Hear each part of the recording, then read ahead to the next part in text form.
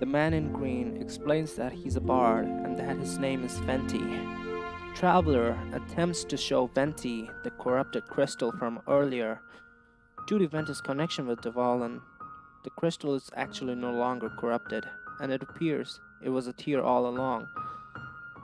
They are just walking all around with tears. Venti shows that he also has a tear. A weird. It appears the traveler has the ability to purify the corruption that consumes its tears, yet another unusual power that the traveler has compared to others in Tibet. Venti says that he now has a plan to help his friend and goes to where the symbol of Mondstadt hero is after catching up to Venti. He explains that Dvalin's rage is not simply a product of hatred, but also degradation caused by the venomous blood from his past battle with an evil dragon.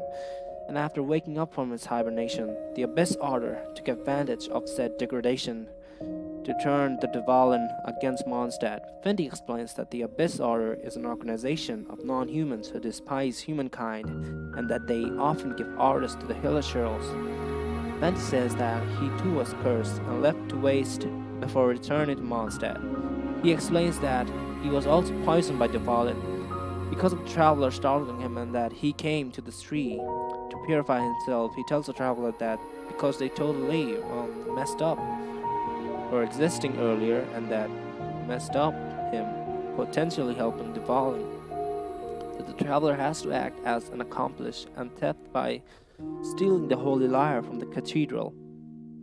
In Mondstadt, the lyre was one that the animal archon Barbados used to play to Dvalin, and Venti thinks that it may be able to cure Dvalin now after trying to get it through normal means, such as Venti saying he's the animal god Barbados, and the traveler attempting to use his stat as the Knight of Favonis. They fail, so they steal, but they are interrupted by Fatui.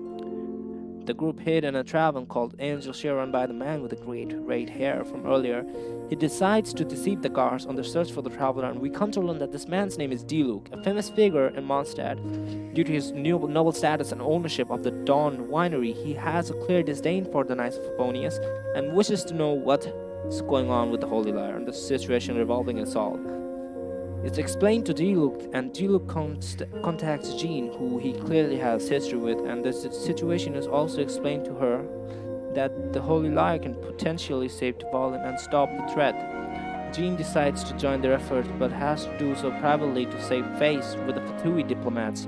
Jean explains that the Fatui seem to be after the power of the animal god, and that since they can kill Dvalin, the only way to affect the anima god's power would be to take the holy lyre.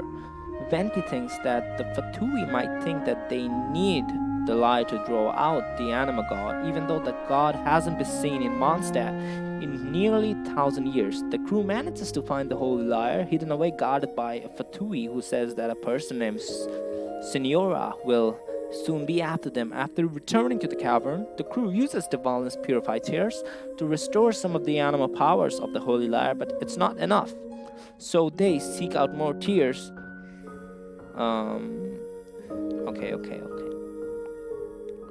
On the hunt, Diluc explains that he hates the Fatui since they're a threat to Mondstadt, and that he thinks that the knights are often too lenient on them and too diplomatic. Also, Diluc and Jean both had pet tortoises as children. It's important. Write that down. They find one tear in a ruin, but they also happen upon a large, powerful robot-type enemy called a Rune Guard. Rune Guards are apparently often found wandering ruins, hence their name, once called Rune Guards. The lyre is back at its full strength. Venti uses it to summon Dvalin and tries to talk him down. He plays the music, and the dragon soon appears.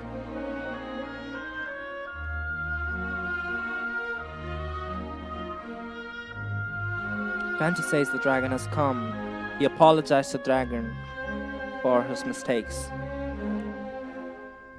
He asks why the sadness in his eyes. He goes to play the song, and the dragon gurrs. It seems that they're communicating, but someone from behind shuts the holy lyre down. It's an abyss mage. and he manipulates the dragon and says that the holy bard has left him for all these years. The Abyss Mage calls Barbados a traitor and tells the dragon that Monster has turned his back against them. The dragon is now fully manipulated and brainwashed. He thinks badly of Fenty, and Abyss Mage uses the dragon and tells the group that it's time for the dragon to serve its true master.